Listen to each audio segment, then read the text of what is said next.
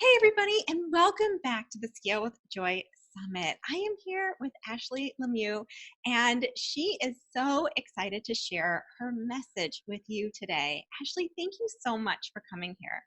Oh my gosh, thank you so much for having me. I'm so excited to talk with you and everybody else watching today.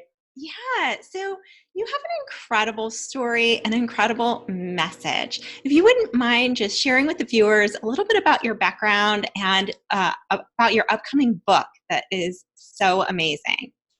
So I'm Ashley, and I'm a speaker and entrepreneur, and now an author. And my whole purpose and my whole mission is to help women shine in both in their daily lives and in their business. So my online community, the Shine Project, we provide a lot of different resources for women to use to help you get unstuck and to help you propel yourselves forward so you can get from where you are to where you want to be. Part of what we do too is that we have a product line that goes hand in hand with the Shine Project, and we employ first generation college students to hand make jewelry to help them pay for college. My upcoming book, it comes out October 8th, which I'm so excited about, but it's called Born to Shine. And the message behind Born to Shine is that no matter how dark your life might feel, is that you were truly born to shine. So let's help you make an action plan so that you can. So awesome.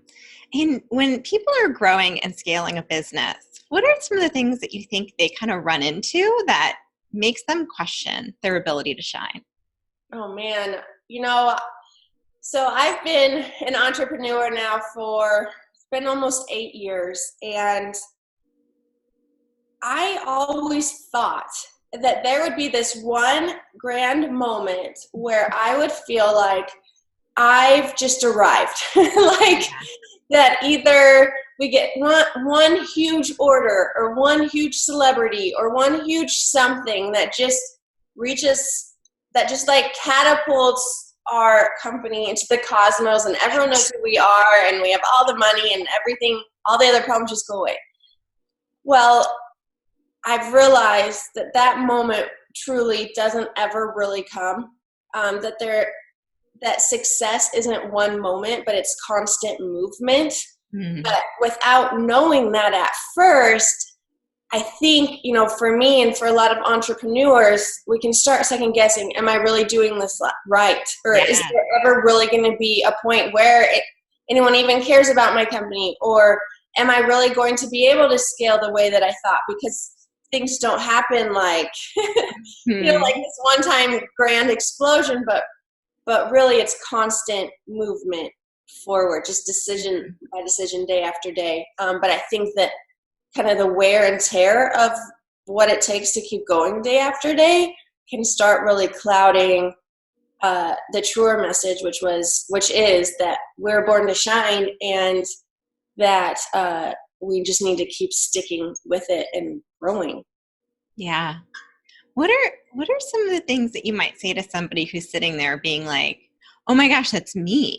Like, I thought that there was going to be this like magic button that shows up once I get to a certain point and I hit that button and like the floodgates open and the light from the sky shines down and like everything and everything gets easy, and that isn't happening for me. So I thought there was something wrong with me.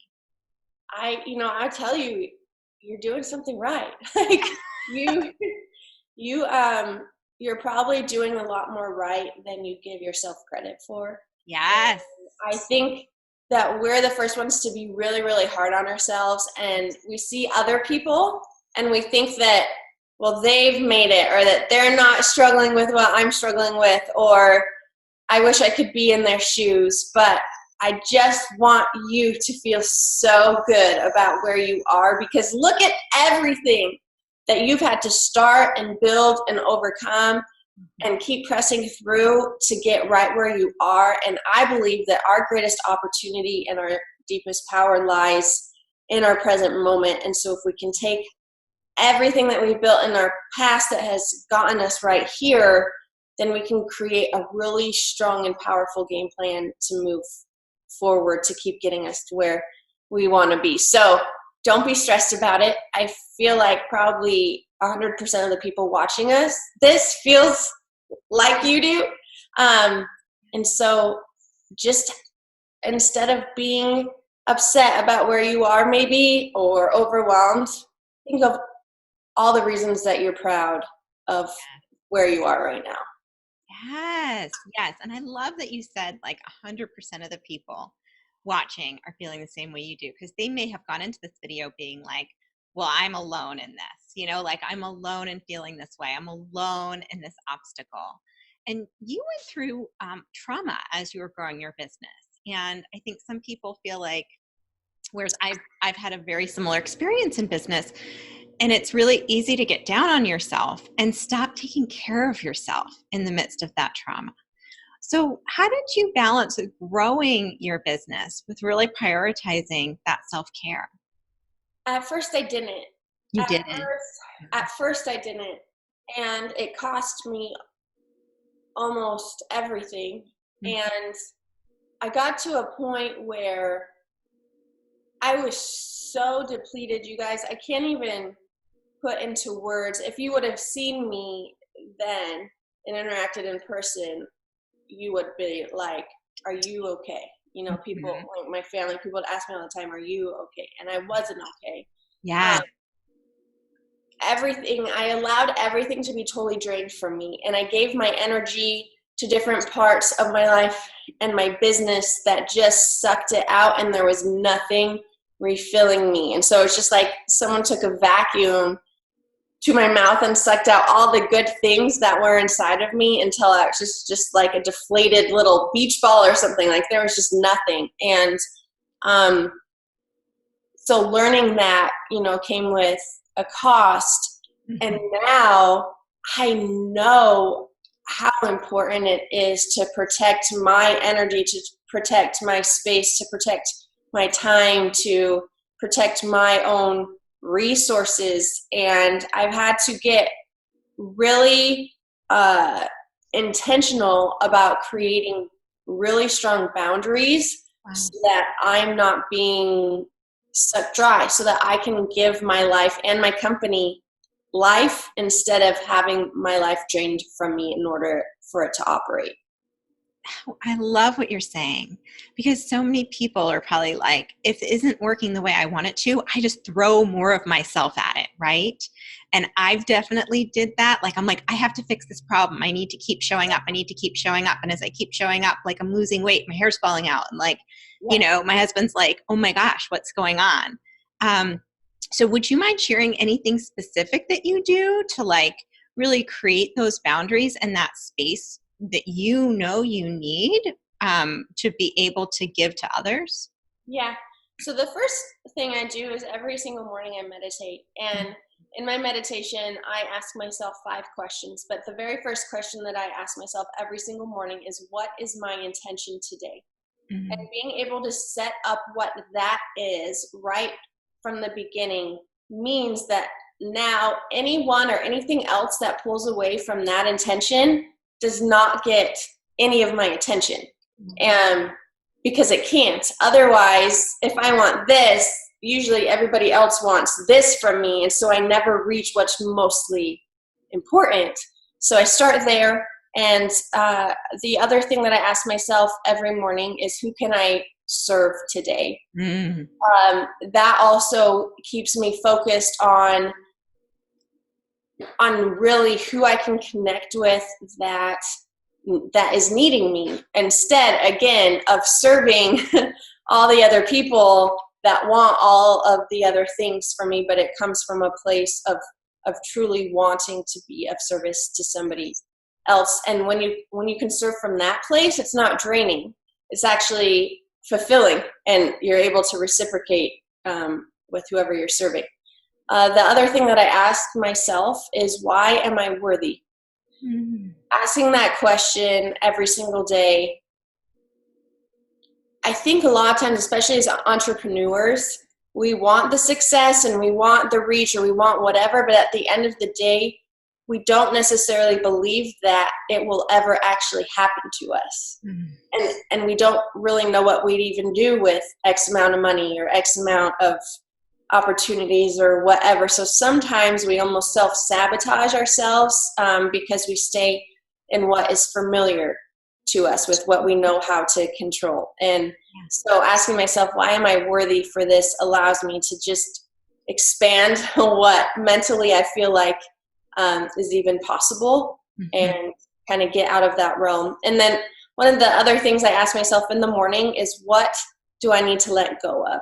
And I will literally envision myself picking up glass plates every morning and taking a black Sharpie and writing on those plates the things that I need to let go of that day. So whether it's like a specific project, or whether it's fear, or whether it's a person, or whether just whatever it is. And then I will picture, this might sound so crazy, but I picture myself holding the plates in my hands, and I go 3, 2, 1, and I drop them, and I watch them shatter on the ground. And it's something that I have to do every single day. And sometimes I'll write the same word a month in a row, but it's just the act of allowing myself to not carry around what I don't need to carry around, so that I can keep moving forward. So right in the morning, those are the top questions that I ask myself to start my day, that just really help me get in this place where I'm leading my day and my company, instead of being led by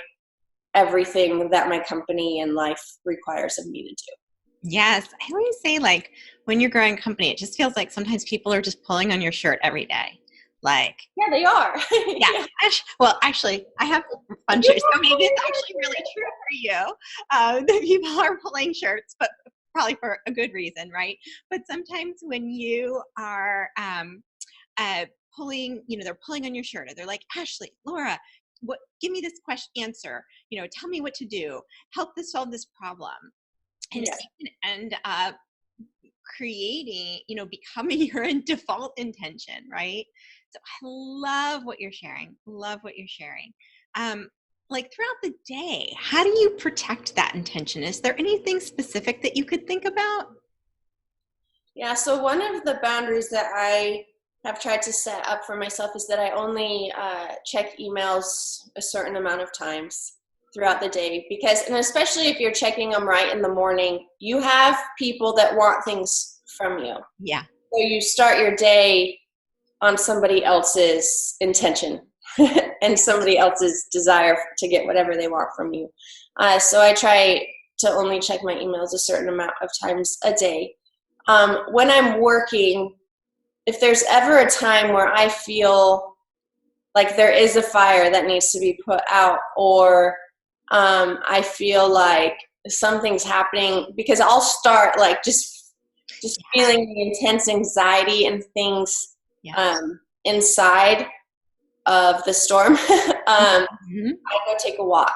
Like, sometimes the best thing for me to do is just leave everything as it is, and not feel like my first knee-jerk reaction is to fix it right away, and to just go walk, and to allow me to just connect and ground myself, and allow my thoughts to just be as they are. But I think a lot of times in entrepreneurship and running a business, like, the second a problem arises, our first thing is to fix it, or to get upset and then figure out how to fix it. But if we can just let it sit just for a little bit, then we're able to come up with a solution that actually has some thought behind it, instead of just that initial anxiety and frustration. So I don't know. I mean, it's nothing rocket science, but taking a walk in those stressful times is something that has helped me so much. Also, I go boxing every day. I have to have a physical release. So any of the frustration and stuff, like, I have to feel like it's exiting my body, so that it's not just snowballing every single day. So those are probably my top 3 things every day. That's awesome. Have you ever felt like, I know I felt this way, so I don't know if you have, like, this guilt of like, oh, but I have all these emails, I have all these people trying to get in touch with me, and I'm going to go boxing, or I'm going to go do yoga. Like, I used to, but I don't anymore, because I mean, because I'm the boss of my own life. And Right. Truly, I don't have to answer to anybody else for the decisions that I make, and the decisions that I make in my day to go boxing and to do those things allows me to better show up for the other people who do need me. So it's just, I truly consider it just a part of my work. Like, doing that is a necessary part of my work so that I can perform at the level that I need to. So I don't have any guilt around it. Yeah. Well, I'm sorry, what'd you say? Anymore, I don't have any guilt. I used to when I was sucked dry, but the guilt is not serving you, so I just need to let that drop. So anybody's feeling that way, Ashley and I are going to do this together, okay? We're going to take that guilt, you're going to write it on a plate and just drop it. Gone. Right? Because we have to have our own backs. You have to have your own back when you're growing a company. It's really hard to ask other people to have your own back if you don't have your own. Yes. So today you are speaking, you are providing so much inspiration to people. And I love how you just shared like how you care for yourself and all of that. And then what are some of the things that you've been really sharing like on stage, or any like recent ahas that you really would love the listeners to know about in terms of being born to shine? Well, that's a good for me. When you're little and you think of what you wanted to be, like I wanted to be a princess for a while, then I wanted to be a police officer for a while, but I've always wanted to be a writer. Like we've all always had these dreams. Mm-hmm. Never in our plans for ourselves did we ever think of what I really want to do when I'm older is I want to get divorced. Or I want to get really sick and be in the hospital all the time. Or I want to lose a child. Or I want to be in financial ruin. Or I want to go through intense betrayal from somebody that I love. Like those real life things were never a part of our original plan. So then when they happen, because we all have that thing that happens that we never anticipated coming, it shatters everything else. When that thing came into my life, I felt so broken. Mm-hmm. And I remember this woman called me out of the blue one day, and she said, Ashley, I just feel like I need to tell you that the beautiful part of being and feeling broken is that you now get to choose what gets put back together to rebuild. Yeah. And I fully believe that.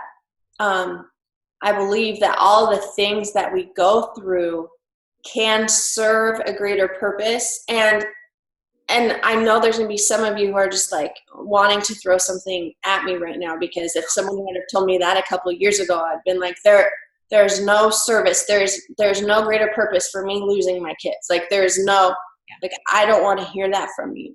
Yeah. But I do believe that we can choose to rebuild and pull things into our lives and let go of other things, so that our broken can be rebuilt, and it's not broken anymore. It's new. Mm-hmm.